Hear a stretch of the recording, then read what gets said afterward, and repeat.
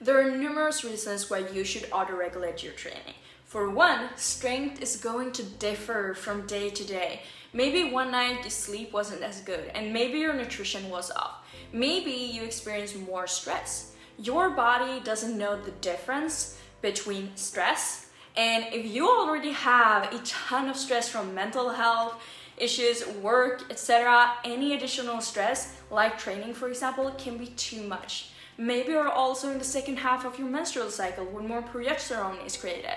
All of this can cause your day-to-day performance to change. And always going to max effort is not the smartest if you want to get really good results. A perfect way to auto-regulate your training is RPE. RPE means rate of perceived exertion, and it's a scale from 1 to 10. 10 meaning max effort and 1, well, gotta get geek, baby! To make RPE easier, you can also think of it like RER, reps in reserve. Usually we want to train in a range around RPE 6 to 8, sometimes even 9. So in RER terms, to make it easier for you, think of it like RPE 8 being 2 reps left in the tank. You know, 10 minus 8 equals 2. So that's the math.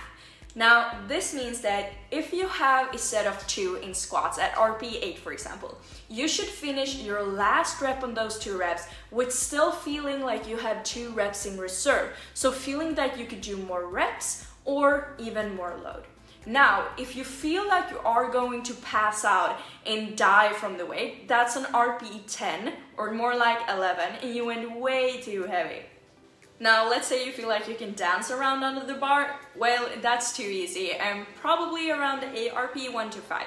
If you're a woman, RPE can work even especially well. As like mentioned before, we have more progesterone during the second half of our menstrual cycle, meaning a catabolic hormone in the second phase. And during our first phase and after our period and during ovulation, we have more estrogen and testosterone, meaning more anabolic hormones. And this is the time for you to go beast mode in the gym. And at other phases like your second half, it could be easier or better for you to go easier.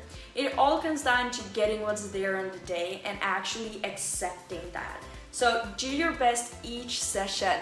Doesn't mean to max out, but to get what's there under the prescribed RPE in your training program, even if that means going on a weight that's lower than your PB. And even if it means going on a weight that you don't want to do because you feel like it's too low. Actually getting what's there and truly understanding and accepting that that's going to make you progress. Follow for more.